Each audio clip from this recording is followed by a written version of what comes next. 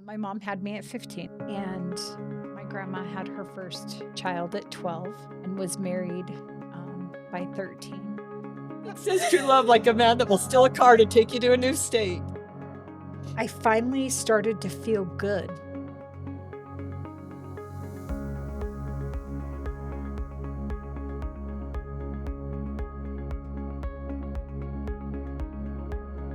All right. Welcome to the Living Louder podcast. I am really grateful that my guest today decided to come out and be on the podcast. Her name's Melissa Chavez, and she is somebody I get to work with. And I feel like we're really blessed to do the work that we do because we are by the people, for the people, really making a difference in our community, working with people that leave corrections. It's funny because recently, Melissa and I work for another company as well, and we went to a party and she introduced herself to the owner. She goes, "Hi, I'm Melissa.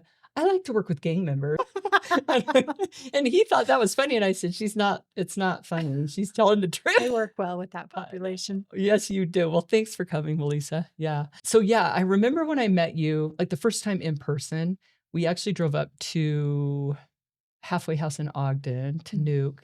And you were sharing a little bit about your story. And I was just like, holy crap, she doesn't even know how amazing she is, like how strong she is, the things you've overcome. And you were just sharing it like it was just normal. And I think that says a lot about you. Like there's not a lot of self-pity. There's a lot of recognition that a lot of these things that happen in your life weren't okay. And I think that gives you the ability to help other people. And your sister Sherry's been on the podcast. So if you want to go check out a really also amazing story, Sherry Moreno shared her story.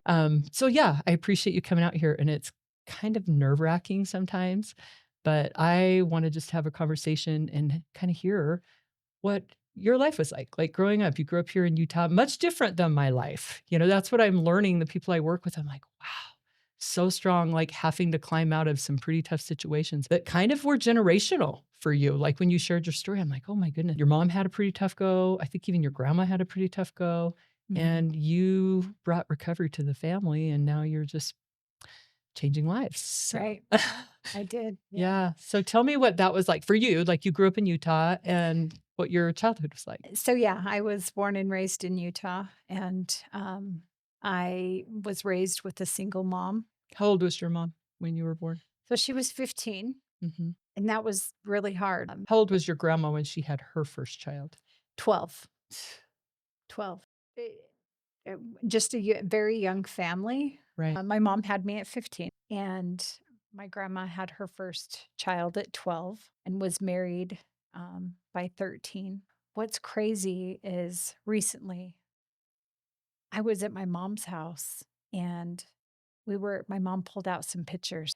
You know, you spoke about generational trauma, and on the back of this picture, it's my mom, or it's my grandma and her mom. And on the back of the picture, my grandma wrote that she was forced to be married and how angry she was at her mom. And like, those are things that, you know, had she not wrote that on the picture, she didn't talk about, and I would never have known. And that just kind of speaks to some of the generational trauma that we like endured. And I think that we just normalized and we didn't speak about. And that was pretty emotional for me to read the back of that picture and just see that she was forced into something that she didn't want. And so, you know, growing up with a young mom, 15 years old, she didn't know life, you know? So we just kind of grew up together.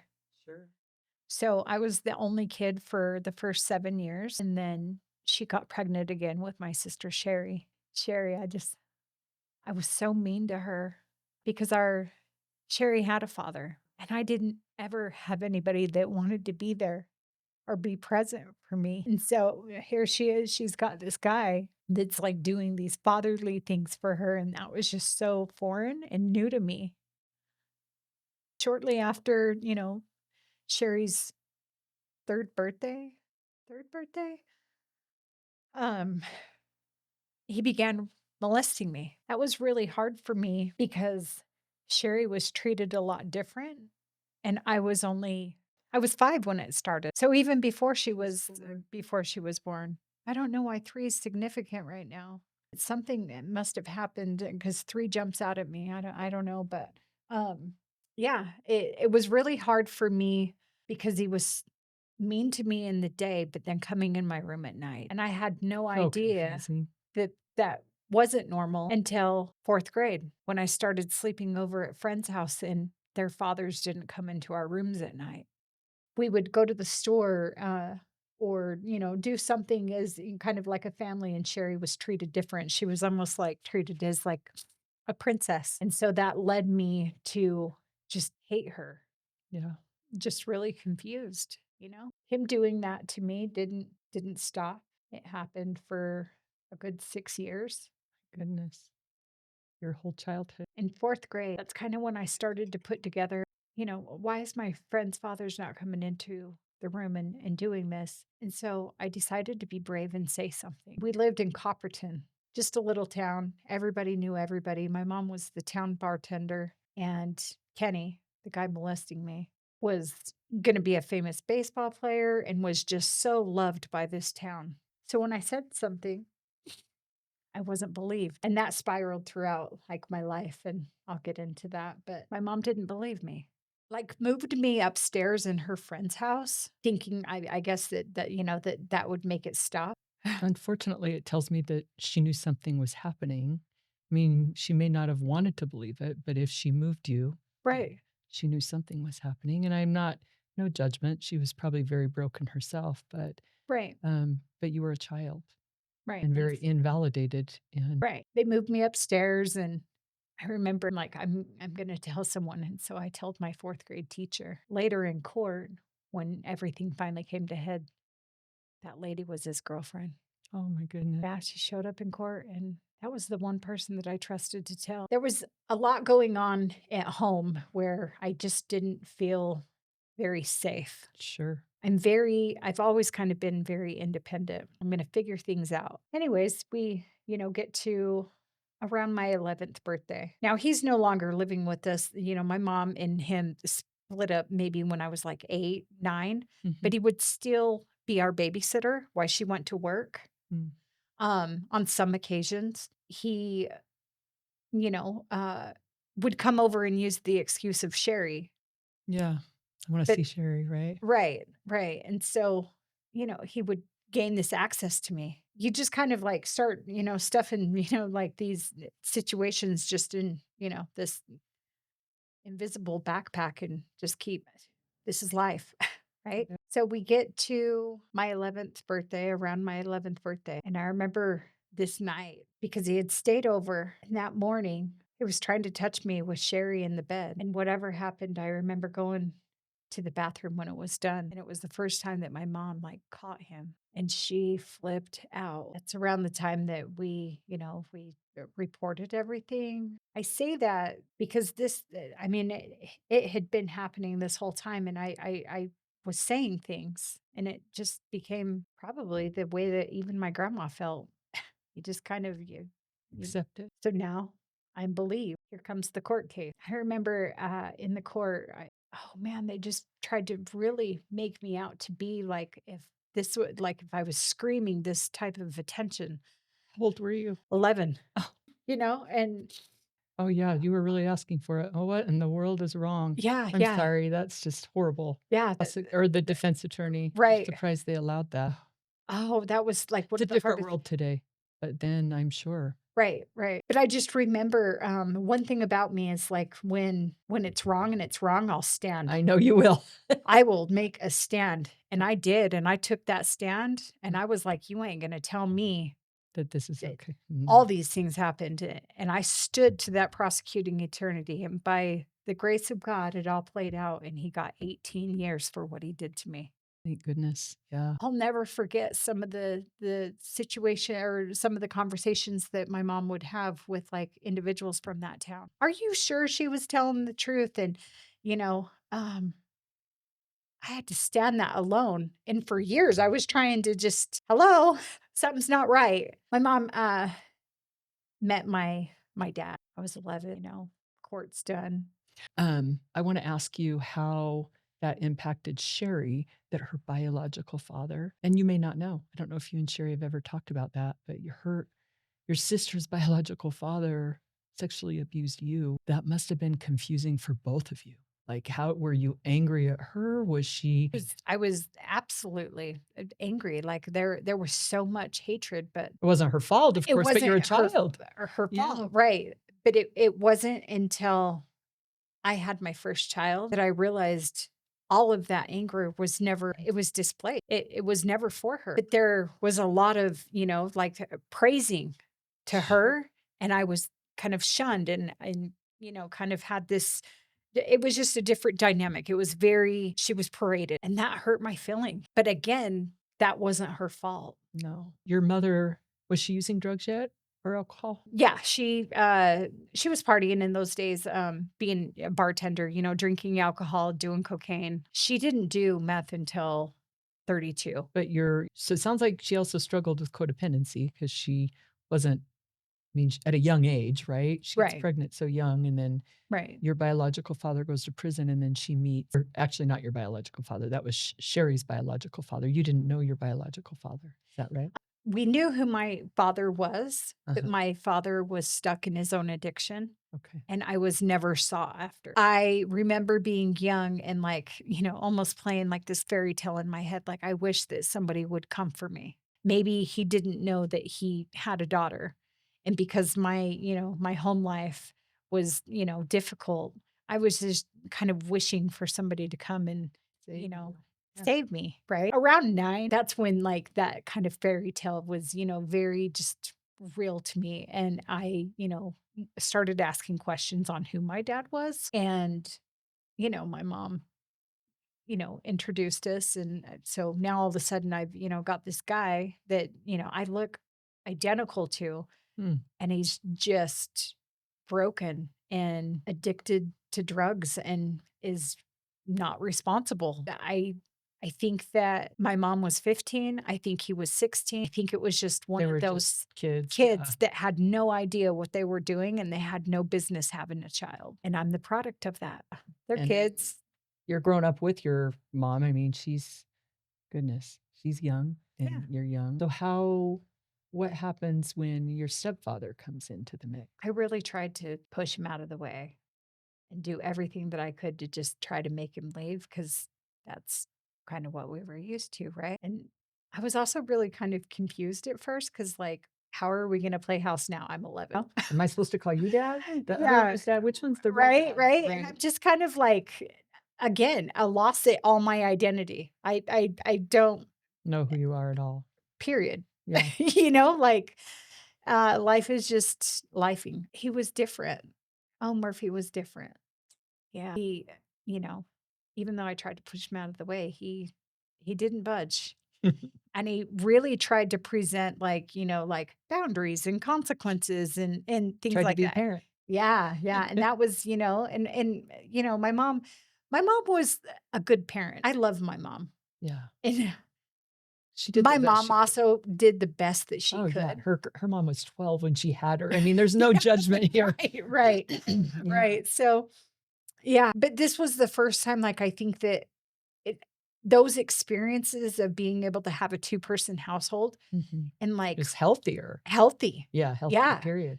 That's like, I awesome. am so grateful for that, for those moments. Mhm. However, they weren't enough to keep me interested or home. How old were I you now? 12. Okay, so now enter this Yeah, girl is gonna go out and find trouble because of all right, that you've been through. right. It's what you're drawn to. Yeah, The trauma, you're looking for other people who have been traumatized. I've watched that with my own daughter, and if you don't break that, then it takes a long time, and some people never do. You're drawn to right, the right. trauma. Yeah. So now I'm 12 and my dad, Murphy is, like he's full-blooded Native American and so he's really bringing culture Mm, into our family. yeah. And I was so fascinated by all that and I have such great memories of like powwows and singing and going around to, schools and just finally having this sense of family. It was very short-lived because it, I had just this urge that I needed to be older. Mhm. You were adultified at such a young age. Right. So I'm like and I look older. Mhm. I'm in 4th grade, You're mature, right, C cup, right. like, I'm and nobody else is matured, and so, like, fast forward to 12, like, I Yeah. could pass for 16 or 18. I didn't act like I was Sure. 16 or 18, but, these boys start paying attention to you. Oh, yeah. And, it just gives you this sense of like, that's Worth. Oh, yeah. right. Yeah. Right. So now, like I've got, home life is trying to, give me two parents and finally a stable home. And I'm ready to run away. I'm looking for, a sense of connection and identity with my older self. And I find myself, hanging out with gangs. Sure. Now You're I'm part of something, right? right. And so I remember going to one of my first parties and I got gang raped that night by 7 men. How old were you? 12. Oh my gosh. And I remember when I got dropped off that night, I was just like thrown on the side of the road like trash. And I remember that day I vowed to always be strong and nobody was going to just like break my exterior. Oh, that was so hard for me. And I didn't tell anyone because when Kenny was doing that stuff to me, I didn't ask for that. I chose to go to that party. And so I felt like I deserved that. And that was really hard for me. And that was like the beginning of some of those secrets that I was just like, can't tell anybody this. So I continued to, hang out with gangs and just be hard. I've got to be hard. And I remember meeting my baby's dad. I'm 14 going on 15. And now we're playing house. And I think this is what I want. I think that this is going to solve all my problems. Now I get to be grown. Right. And I get pregnant and I have my first son at 15 years old. Now I'm just like all the women in my family and I have no idea what I'm doing. No skills. Right. Just kind of like, here I am with this baby, a seventh grade education. When we were wrapping up all the court cases and I was running away and going through that gang rape, I was also kicked out of 7 junior highs for fighting. I was just, Angry. yes. So I got put in a behavioral unit Mhm. for 2 years. They didn't really teach us anything of substance. It was Right. just like Locked you basic, up. like, yeah, you do this or you're going to get locked up. Right. Bureau unit. Then in 10th grade, 15, now I'm pregnant and they kick me out of Granger. So no education, 15 and pregnant. Baby's dad moves in and now we're playing house. Right. Pregnant again at 17. Me and my baby's dad, we split up. And this is like the start of my addiction. I had been like partying through some of those years, but during the time that I dedicated to my baby's dad, it was him and I, and we really, really tried. Mhm. I Just was kids. way too young. Oh, and traumatized. Yeah. How do you even Right, begin to unravel all that? right. And I think that we did the best that we could, but I again had that stronger like I gotta go. There is life out there, and I'm gonna find it all. I became a really good runner, like Like, physically or just get out the house? out the house. Like I'm always on a mission. I'm looking for parties. I just on the go. Like yeah. So you're running. So we split. He left the gang life, left getting high and raised our boys and did a damn good job. Shout out. That's amazing. That's pretty unusual for I'm not Right. to say that men don't do that, but I mean, I don't know what his background was, but that probably was pretty challenging at his age. Right. Right. And I'm so grateful for that because those boys needed him. I wasn't ready. I had no sense of self and I had no business even having kids that young, but here they were Yeah. and they've got two amazing parents. Yeah. So when him and I split up, he got with Lily, and Lily has been the best mother for my boys. And I'm grateful that they got that experience. They got to experience what I didn't. Yeah.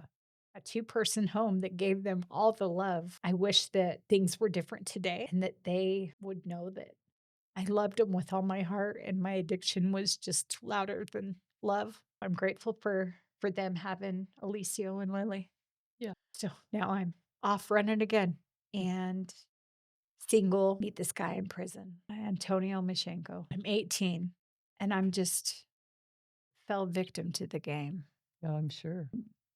We get married. My family was so against it, but I'm You're not grown. gonna I'm hear gonna what they have to do say. whatever I'm gonna do. Right. And yeah, that was short-lived for about 6 months, and I was like, "What is this?"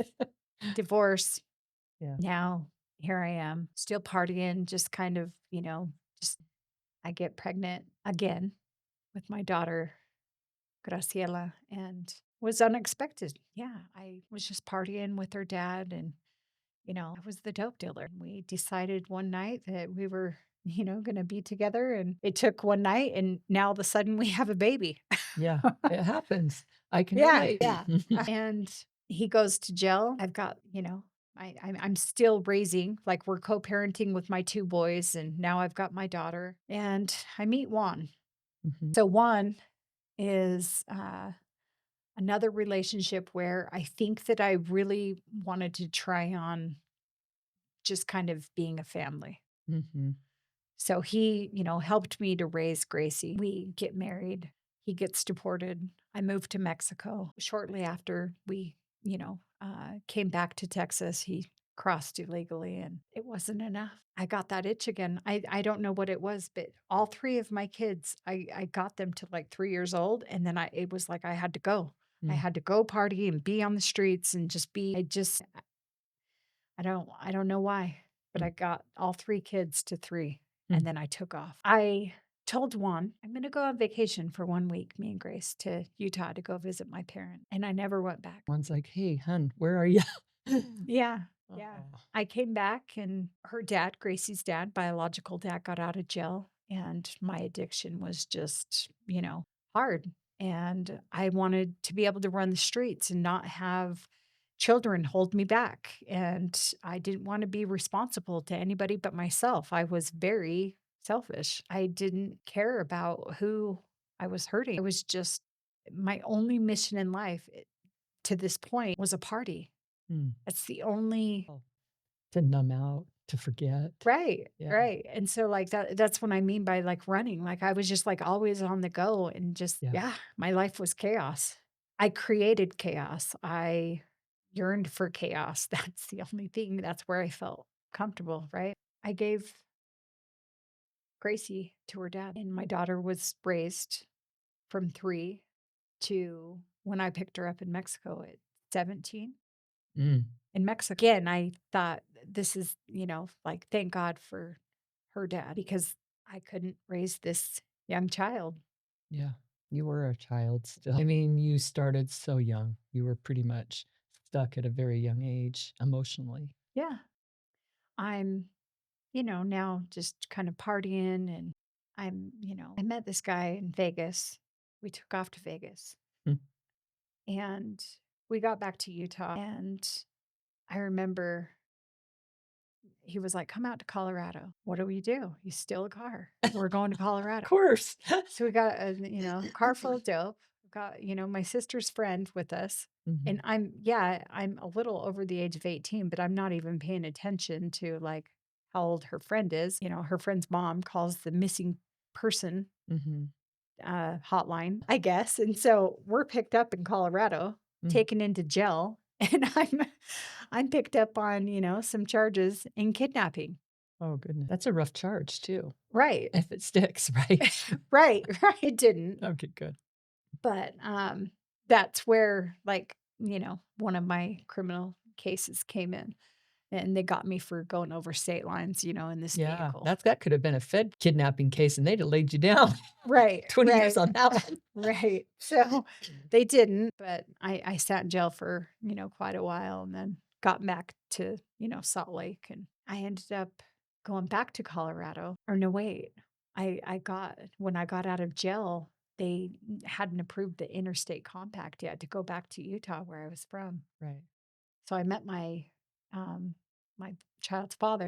All the girls in jail, would figure, I could call him and they would come stay here, And so I'm, party hopping and, I'm out from, doing this, this jail time. I'm in Colorado. I have no idea about anything in Colorado. And one of the guy's house that I was staying at before I meeting my baby's dad, he tried touching me. And remember, I vowed I'm going to always be strong. Like nobody's going to take advantage of me ever again. So I stabbed him and ran and went to, I didn't know it then, but my child's father's house. He opened up the door and I was scared that I never wanted to be taken advantage ever again. Like you're not going to touch me like that, Right. period. Now I've got this guy that, like opened the door. And so this is fate, now this is love. He saved me. Yeah. He saved me. This is love. Yeah. And so, of course, I'm going to be loyal, because, Yeah, street loyalty, there's nothing stronger, right, right. right? So I get pregnant and, I'm in Colorado.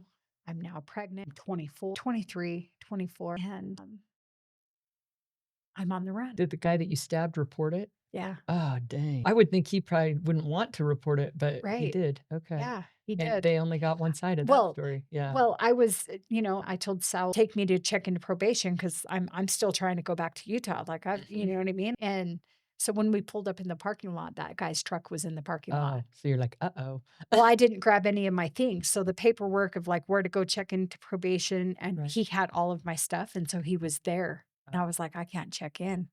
But he Oh was there shit. wanting to brawl or what? Or was he telling on you? Telling on me. Okay, gotcha. So now I'm on the run, Okay.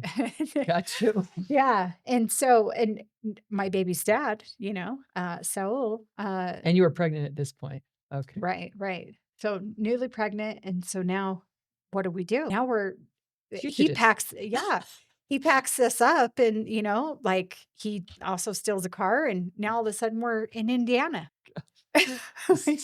Just the next thing, right? Yeah. Yeah. Always just like go, Keep go, go, going. go, go. Yeah. Seemed And like a good idea at the time. right, right. And so now we're playing house in Indiana. And, he's like working a real job. And the girl that I, could have got the kidnapping charge, like came with me. Oh. And Oh. and she's now with his brother. Yeah. So we're like one big happy family, Sure. and living in Indiana. And I'll never forget it. On my 9th month, I was big and pregnant. Anyways, I got pulled over. Oh, scary. Oh man. Don't run. They take me in. You didn't give him a fake name? No, no. Holy. And they take me into their jail, and I'm like, oh my gosh, what is this going to look like? Yeah, not good. What is this going to look like? And the judge, so I had an extraditable charge, Mhm. but because I was 9 months pregnant, they dropped the extradition and they let me right out of that jail. Oh, that's unusual. That wouldn't Right? happen these days. I know. So now I'm like, what do we do? Yeah. In the Indiana house. And now we moved to Washington. Why Washington, Melissa? Seemed like a good place to go. Yeah. I've always wanted to visit Washington. Let's go. So now Did you steal a car to get there? he did. A luxury van. Oh my Yeah. goodness. Wow. We're leaving Indiana and it's a bad snowstorm. And so we have our, Blazer. It's how you pull it with a vehicle. Right. And so we have the vehicle, the tow bar breaks. Oh no. So we lose that vehicle. Yeah, what bad people think says true love, like a man that will steal a car to take you to a new state. Right, right. Oh my gosh. Oh my And, goodness, that's crazy. I've got this little baby girl. Oh. Oh God, she's just beautiful. And like, I love every one of my children. But there was something about Lena that was so different when I had her, that there was like some type of different connection that I'd never felt before. Maybe because you were older. I don't know. I think so. Because I can relate to that. Like, you're so young, it just feels different. And maybe because you had lost so many of those children that it was just like, Right. this is my chance at redemption. You know? I think so. There was something. And she was she would like him. She would and like make these like, I don't know. She was special. So we're driving across to Wisconsin. We lose that vehicle and just leave it. Didn't hit anyone behind you? You don't know. You just kept going. Yeah. And then one of the friends that was following us gets deported, like a whole thing. So by the time we pull up to, Washington, we're ready for this new life, I guess, right? In Indiana, we did not use. This was the first time in my life that I cleaned up. We get to Washington and everything changes. This is where, like, this kind of Bonnie and Clyde, this bond, a relationship that I had never experienced before. Like, to me, is everything. This relationship was a lot different. Granted, I was never really into older men just because of what had happened to me when Sure. in my youth. So he was the first man that was like 10 years older than I was. And he had done so many things for me that nobody has ever done, that there was just so much loyalty. Sure. When we show up to Washington, it all changes. I feel like I was almost reprogrammed. He starts beating me, the mind games, the narcissistic mind games, the dope. Now we're like running all of this dope, and like we have cars and we have money. And I have never felt more empty because I gave all of myself to this relationship and was so confused how it just completely did a 380, Yeah, just 360, whatever, 180. 180. Yeah, 180, We're gonna get the 360. number. It was I not the got a same. 7th grade education, like, Girl, you're smart. Don't even get don't use that. everything changed. I had never, ever felt so unsafe and just defenseless and hopeless and empty. I mean, some of the mind games that he played on me were hard. He would tell me things like there was a secret door in our trailer for me to go sleep with the neighbor. He was very convinced that I was having an affair with the mailman. He And he would, would beat you? yeah. Oh, yeah. And when he would beat me, Lena would be in my arms and he gave no. Just went for it. And it almost became to the point, it did become to the point where I couldn't cry anymore. I'm in this state. I'm isolated. I'm alone. We went from Colorado, Indiana to Washington. And my I'm empty. I've got this child that, yeah, brings me like a sense of safety. Yeah, everything else was just chaos. I remember one time, and this is when I knew that I should be very, very scared of this man. He changed the door locks to our trailer to where you had to have a key from the inside and the outside. And I freaked out. I remember I would go to like my doctor's appointment. I get pregnant again. Mm. This is baby 5. I kept getting sick.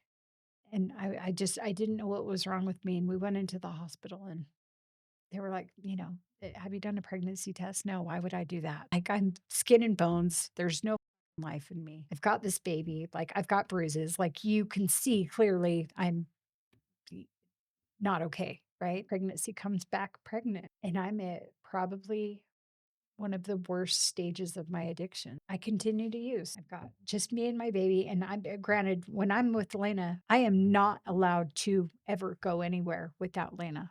Hmm. Or I'd be beat. Lena and I, we had this like this bond, Yeah. right? And he would let, tweakers, come and, work on our cars for dope and things like that. And I remember this one time, go get the diaper. I'm like begging, like, we need diapers. Like, we don't have any diapers. We don't have any food. And I'm begging for him to be able to let me to go. Like, we have all these cars in the driveway, all this money, but I'm begging for basic needs. And I remember when we left that day, he had just barely let somebody work on the vehicle and the tire rolled off. And he beat me black and blue because of that, because it was all my fault. It was so hard. Life was hard. There would be women that, would come and pick up dope and things like that. And they would just like, they felt so bad for me because on the outside, it looked like I had everything. Yeah. Money, dope, this relationship. But every time he wanted to pull a and go out and cheat, me and my child were left with nothing, no food, no diapers, no nothing. When he got back, I knew that I was going to be beat. I'm going to my doctor's appointment. Then I just kind of quit going to my doctor's appointment because I'm beat. And so I'm like, not trying to like, get a DCFS case. Well, the doctor made a house visit and that's when the abuse stopped where it would be physical or They could see it. visible, Yeah. right? But I remember that day, you know how when you have a trailer, you have the front door and then like the back door and they're on the same side. I remember I didn't expect for this to happen. Like, a home visit from your doctor. Right. And They must have known what was going on. right, right. And You don't trust anyone anyway. So no, yeah. no. But I remember when he knocked and I answered the second door, the back door, there was a big drug deal and a bunch of dope going on inside the house, like, that would have got us really picked up, you know? Right. And I was just like, "See, Sal, like, you gotta quit hitting me," you know? Mhm. And so, again, the abuse stopped, and we're still, like, kind of getting high, and I remember one night after being on a long binger, being up for maybe 4 or 5 days. I remember 48 hours playing in the background, and I woke up from a dead, like, just woke up, and the Lord was telling me, "Either give that boy up or quit using," and it was so real to me, and I just knew morally I needed to figure that out. But this was the one pregnancy that was the hardest for me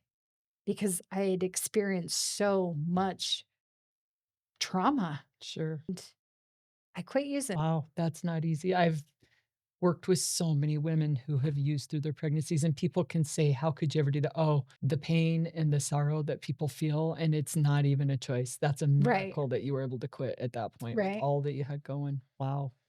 So I did, and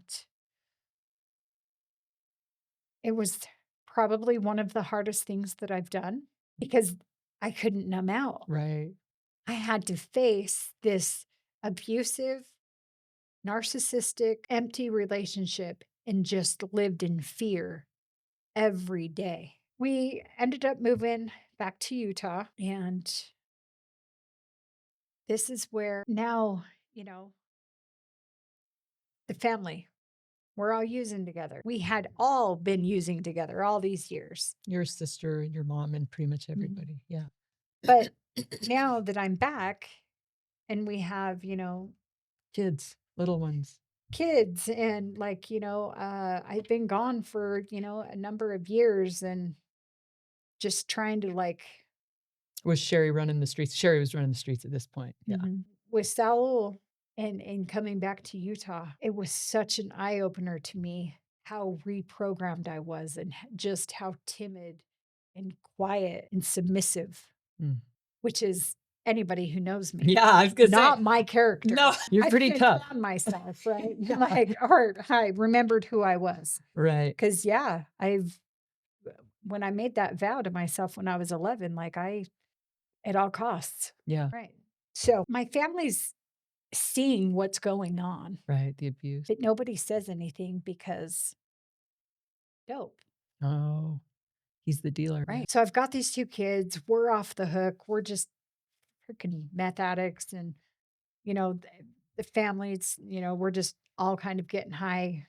That was a really rough time because my mom had, separated from my dad. My dad was trying to raise my younger sisters. My mom was no longer even in the house. And it just like the dynamic of the family was so different Mm. and really strained. I remember this one time this is one of the times that she was really, really worried for my life. My baby's dad, Saul, took her up to a part of the mountain and showed her a deep hole. Oh my gosh. And I remember me and him had been, fighting, and we were always fighting. And he started being nice. And I remember I was in the store trying to grab some food or whatever, and my mom came in and was like, "You need to come with me now. He's going to try to kill you."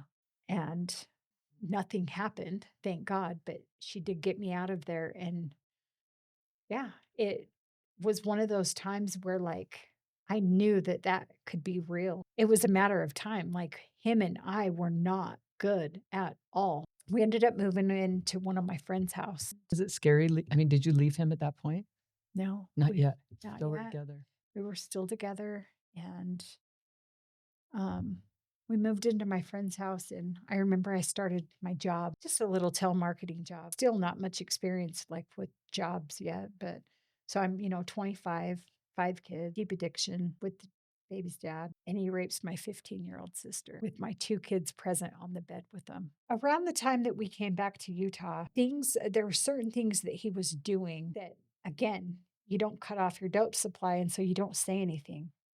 But my family would like walk in and he would be, watching porn with the kids, my 2 young kids, and then this situation. And I remember that day To this point, I had never ever told on anyone. Ah, street code, you don't do it. Right. I marched my ass into Murray Police Station and told them everything because you can't touch my kid, you can't touch my sister. And he went on the run. He was later picked up in California and just deported. He didn't ever have to come back to Utah and face those charges. My addiction was still there. Sure, probably worse than ever after all that trauma. Right. Right. Like I So interesting when people say, "Just quit. Why can't you quit?" Do you have any idea what that means facing all of this stuff?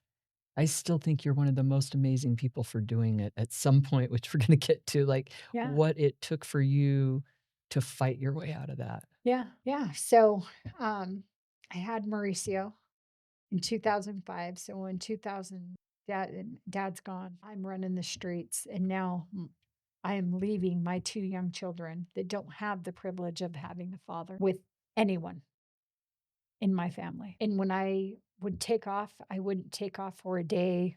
I would take off for months. And I remember there was this one time, oh gosh, I was partying with, some gangs, doing some shit. And I remember I never really cared about letting people know where I was at. But this one specific time, almost cost me my life because nobody knew where I was. And so I was mixing a lot of things, mixing gangs and dope and things like that. Things can get crazy, right? And Right. so that's one of these situations that almost backfired and cost me my life. But now I'm on like a different mission. Now I've got something to prove. Now that the situation with Sal, now that that's ended, it almost I needed to find my voice again. I'm lost in this addiction and now I'm vowing again to just be strong. So now I'm on the streets and just trying to make this name. Yeah, strong is what you thought strong Right, was right. not So super healthy. I'm not raising my kids and I'm just kind of like running amok and just like doing crime Mhm. and selling dope and have no regard for people. At this point, the world owes me Sure. for everything that's happened to me.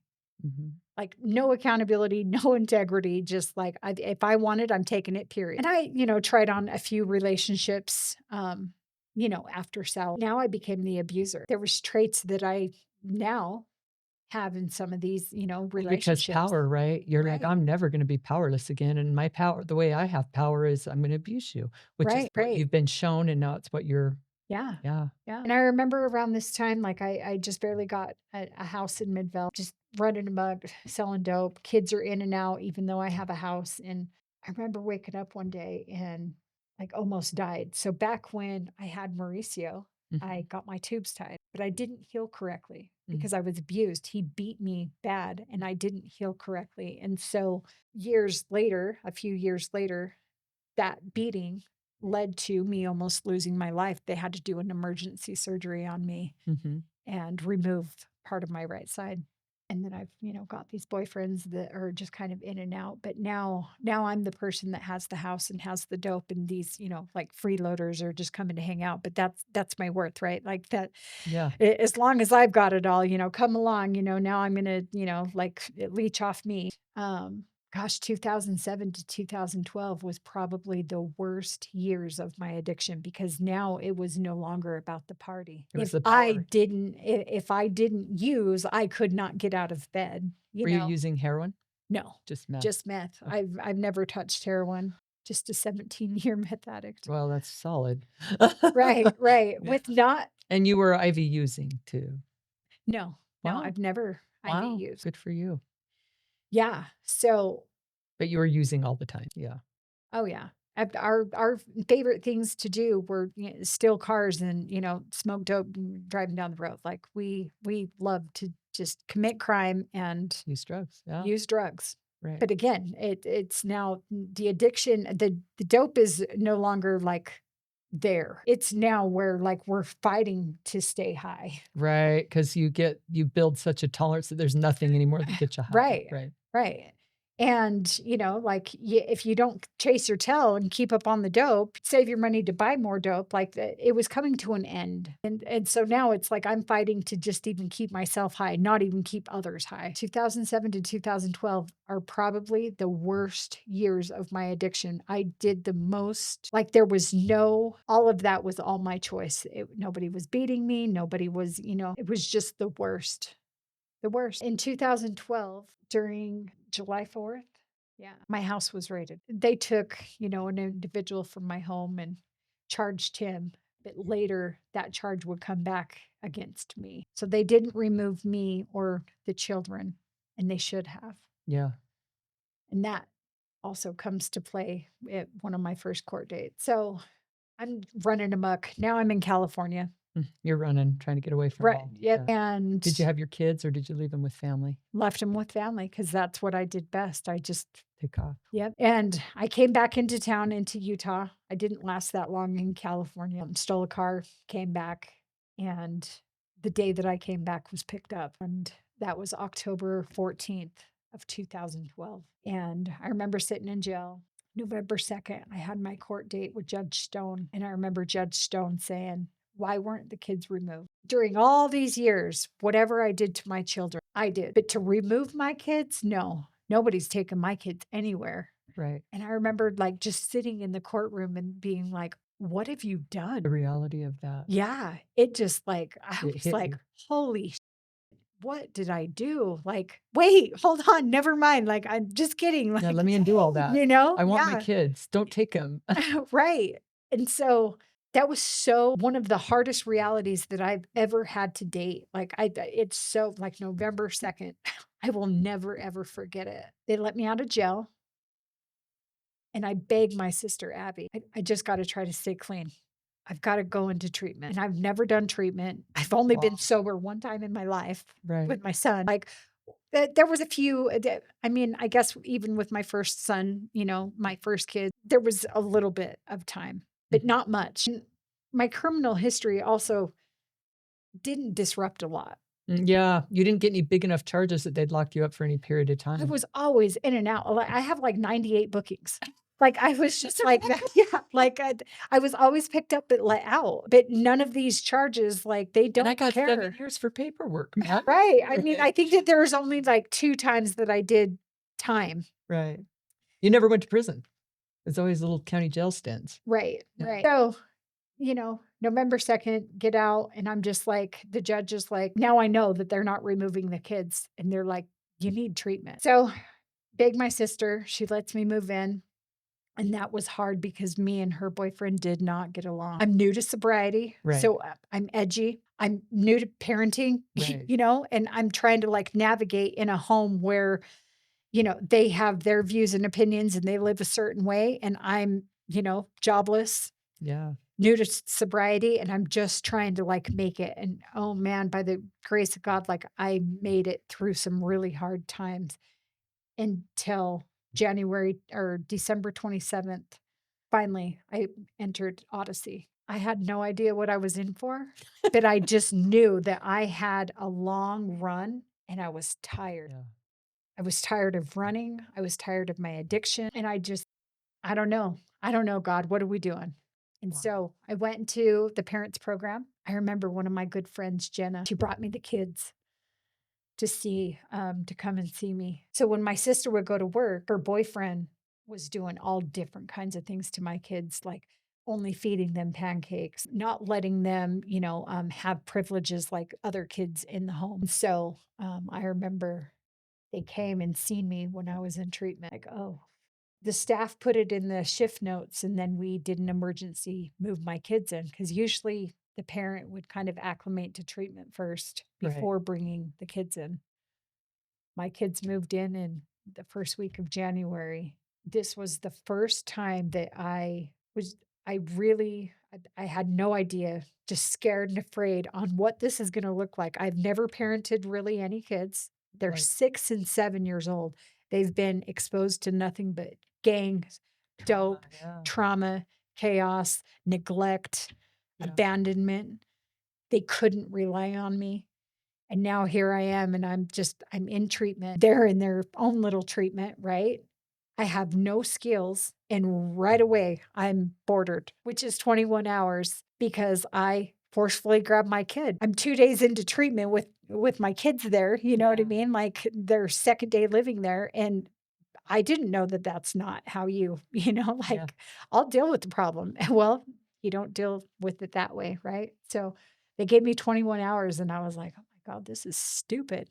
And then I kept getting 21 hours because I kept making a lot of mistakes. But I'm glad that I had that opportunity to make those mistakes because it really challenged me to change my views on parenting, or just for me to even rise Well, to you'd the been so beat up and abused yourself, and you right, really hadn't seen right. any healthy way of parenting, so they're reprogramming you altogether. Right, right, and they did, and Mhm. they did reprogram me. I mean, like, even, like, when my son had his first fight at school and I was like, beat the shit out of him, and they're like, "No, Melissa, you talk about your feelings and talk it out." I don't come from that, right? Yeah. But, here, now I'm telling my kids, "Yeah, don't fight," Yeah. and so everything that I had known to that point was the exact opposite once I got to the parents program. But I remember probably about 4 months in, my son was just really, really having a hard time. They ended up having to put him on meds, Mm. or he couldn't stay. They were gonna put him in his own treatment because he was just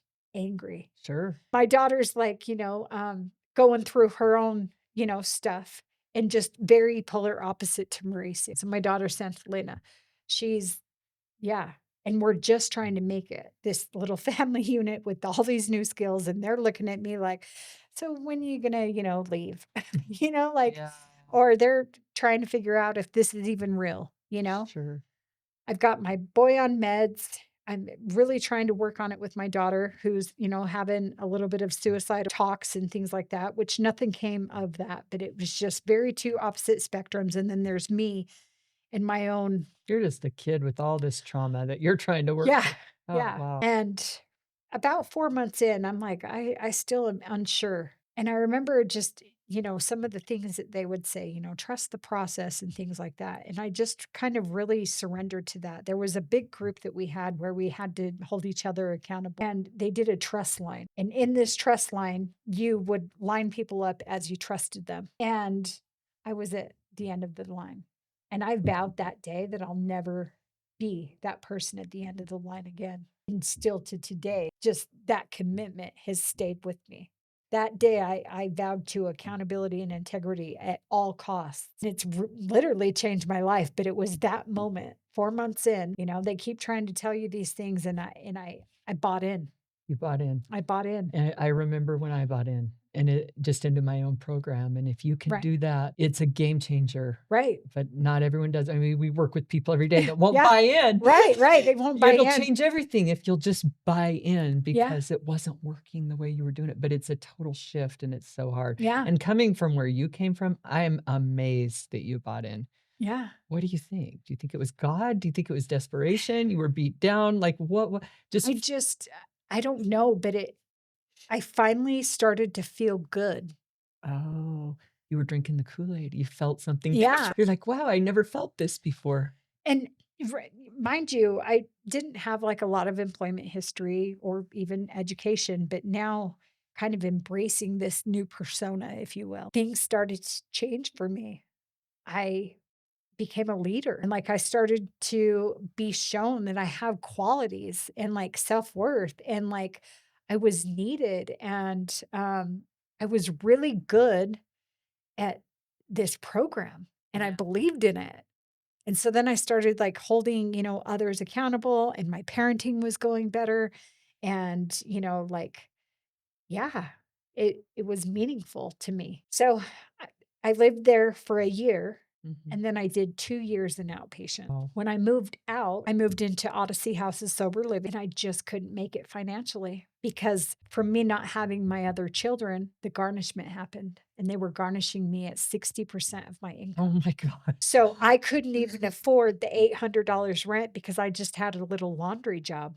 Yeah. Gosh, I just knew that I was so much better, but I had like all these barriers stacked against me. I have, like no history, Criminal history, background, how do you get the Right. job? So that's why you're so Right. good at helping people get the jobs in the housing. You're like, "I've done it all."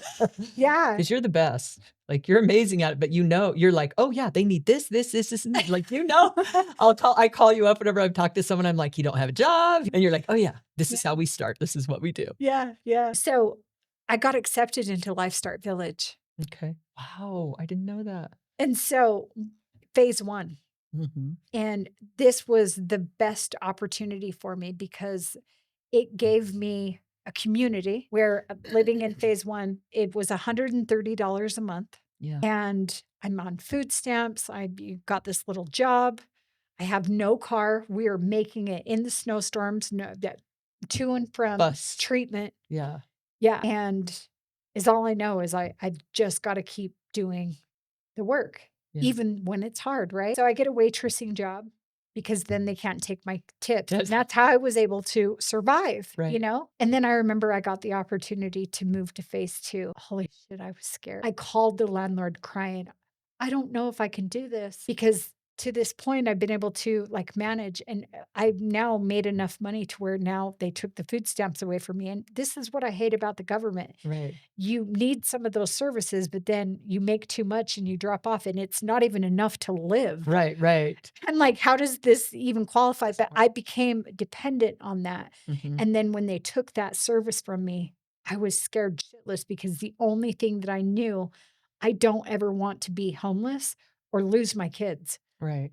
And I don't know how we're going to do this, but we're going to figure it out. And little by little, I figured it out. I did take the phase two. She was like, Melissa, uh, you've got this. But I was so scared to go from 130 to $300 rent. Wow. I stayed there for the full 5 years and just learned how to adult, like how to do basic skills like pay a bill, pay Mhm. your rent.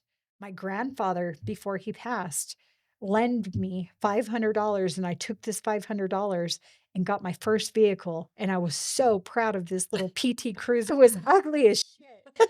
And it was amazing because it was mine. And that was the first vehicle that I paid off.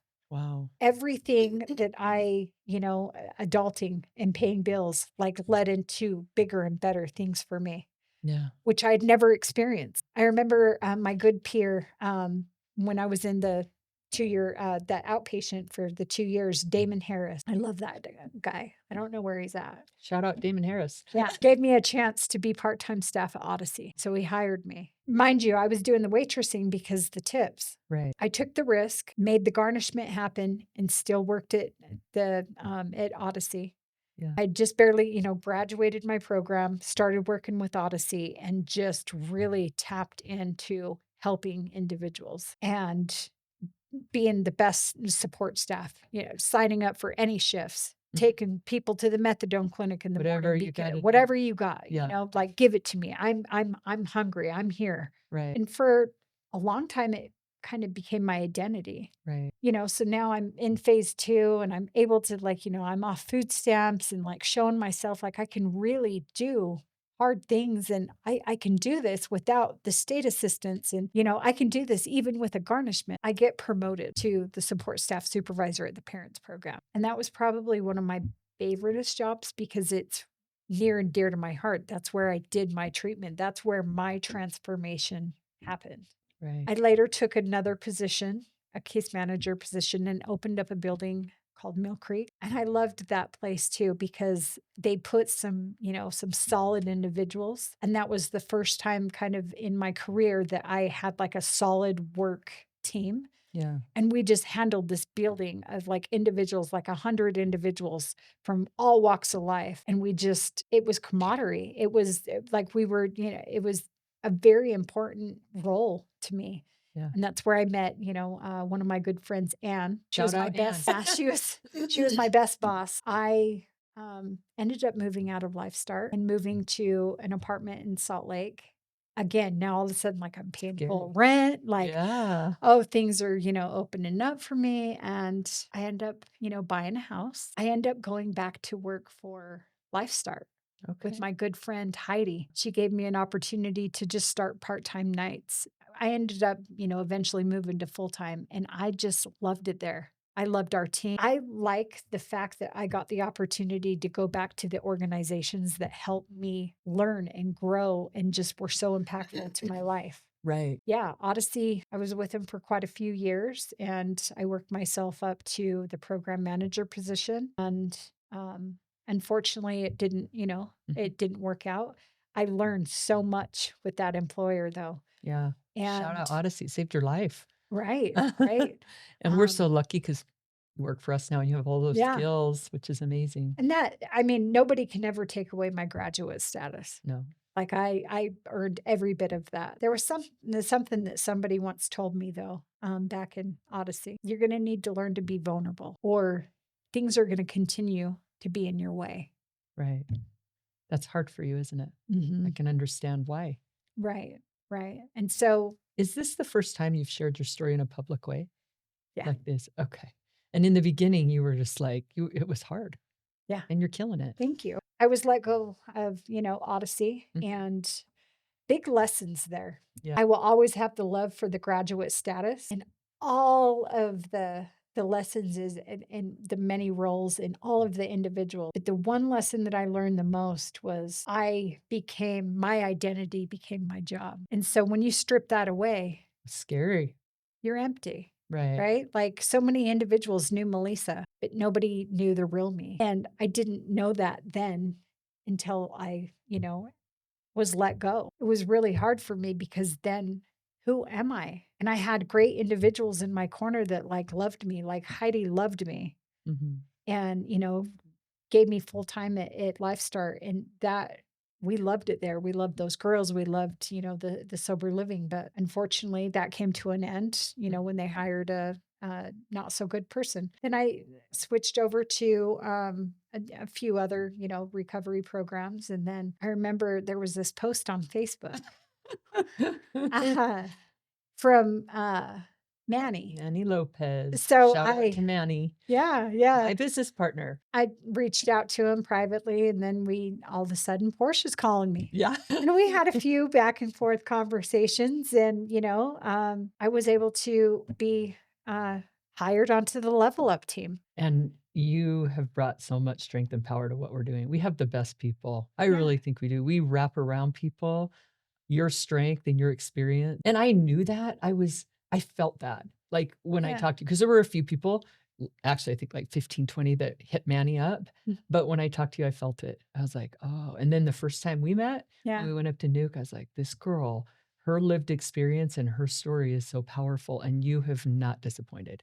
Like, we are so fortunate to have you, and it's just gonna keep growing, like, you touch yeah. lives every day. Yeah, and so now I'm a part of the Level Up team, and then last year, Anne started a reentry group for men, Mhm. 27 links, and I've been able to kind of join there.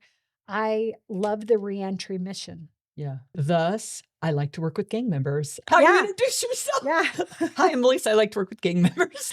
yeah. I just have such a love for people today, Yeah. women. Do you have love for yourself? Yeah, I'm still a work in progress. I think 2025. So, a good friend, Manny, told me in my driveway last year to allow myself to be vulnerable. And that was the second time that I had heard that. Yeah. And so I took the challenge and I started to just kind of look at myself. When I went into treatment, the one and only time I went in, the first year was me even learning how to be a parent, Right, like basic skills. right. And another thing I'm also grateful for during that experience is I did that all alone, all alone. It was me and my two kids. I didn't have family come see me. I didn't ask for family to come see me, and I didn't want family to come see me. I needed to show myself, I've got us. Mhm. And I did that. I had one visit with my mom in a therapy session. And it was that day that I looked at my mom and I unleashed. And at the end, I looked at her and I said, I know that you did the best that you could with what you had. I've never looked back from that. Like there's no hard feelings or resentments. Like I'm grateful for that. I'm grateful for that release and that let go. And she's one of my best friends. I love that lady. Getting into outpatient, I was learning how to be an adult. Right. Nobody showed me how to pay bills or to manage rent or to, live with just live adult. So I needed Life Start to show me that. It did. Yeah, you're pretty responsible these days. Right. Right. And I mean, I did in 2023 when Odyssey House let me go. I decided to take a risk and open up a food business. Oh, that's right, I remember. And I am so grateful that I took that risk on me. Yeah, you learned a lot. But I also just paid off all that debt. Right, right. But yeah, it's good. Anyways, when Manny told me, you're going to need to work on that inner child and learn how to be vulnerable, or you're going to keep working yourself out of these situations. It was the same thing that Cheryl told me. Wow. And so these two individuals, which I would like to think that they have care and concern for me, Mhm. and it's genuine. Maybe I need to quit running from myself. 13 years sober, and 2025 was probably my biggest year of identity yet. And just even unveiling all of the and people's secrets and all of the everything that everybody ever dumped on me. I'm no longer holding any of it. Good for you. I'm unveiling it all. I did the My Story Matters class, and Good for you. it just helped me to Shout kind out of, My Story Matters. yeah, I love them. Yeah. it just started to help me to really kind of own my voice. I did mend a relationship with my daughter Graciela, and that we're still mending. Yeah. We took a vacation together, and there was a situation with the cartel out there, which I had to get myself out of a pretty scary situation. Mhm. What that did when I returned back to Utah is it triggered most of my past. Right. And the way that I felt in that moment when they inserted that dominance and took the town by gunpoint, very similar to what just happened in Minnesota. That type of dominance is 100% the way that my baby's dad was with me. Yeah. Very triggering. Yeah, and it's to instill fear in people is bullshit, Yeah. Straight up. and they shouldn't have done that in Mexico, and it's heartbreaking that people normalize that there, Right. and it's not normal. Not okay. I now know that. I didn't know that before treatment Yeah. because life was always chaotic, and that's just the way. People have been dominating you since you were 5 years old. I Right, mean, right, yeah. right. And so what's happening in Minnesota is crazy. Mending the relationship with my daughter, it's still kind of strained. There's definitely a lack of trust there. Sure. And I hope that one day we'll just be okay. For my boys, my two older boys, I love them. And I'm glad that they've had the life that they've had because they've had pretty significant life, something that I couldn't give them.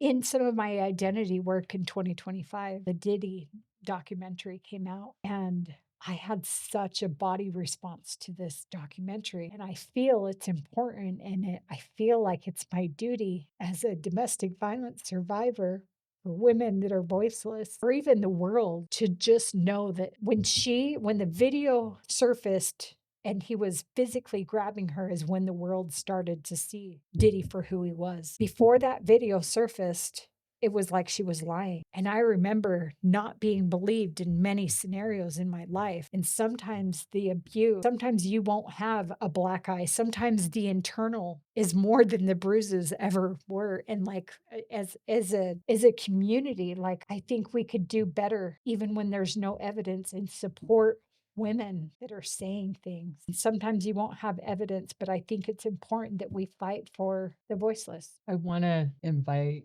you and Sherry to come back and talk more about that because we have a work party to go to. Okay. And I think Sherry had some things at the end of her and because I think both of you have such a powerful story, and I think there's some things together. So I'm gonna invite you back. Now you know where I live. Yeah. What would you say to somebody that's going through all that? I mean, I don't know anyone that's been through all that you've been through, honestly. Your story is probably, one of the most powerful transformation stories. You and Manny both, I feel like, and Misty too, right? Like, um, what would you say to somebody that's going through that and to give that person hope?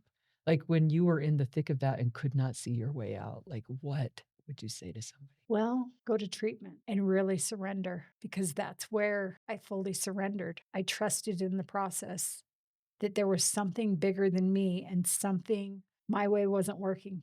I love that. We deal with that every day in our program. Please just surrender. Your way isn't working. Let us help you. Mhm. And when you finally opened up and let them help you, it changed everything. Right, right. I've had some key staff members. I've had some really, really good friends. Some of us aren't, best friends anymore, but there's so many people that have impacted my path that And who knows what in the world's gonna happen this year because 'cause we're exploding. right, right, right. So, I am gonna wrap it right there. One more thing that you wanted to share before we wrap it up and head to the party, and what's that, Melissa? Just how important my 2 youngest kids are. Um, we really grew up together, Yeah. and I am grateful every day for the opportunity to be their mom. They're pretty amazing kids, like, I've met them both. They are, they are. They're 19 and 21. They're not gang members. Right. They're not drug addicts. They're good kids, Yeah. and I couldn't be more proud.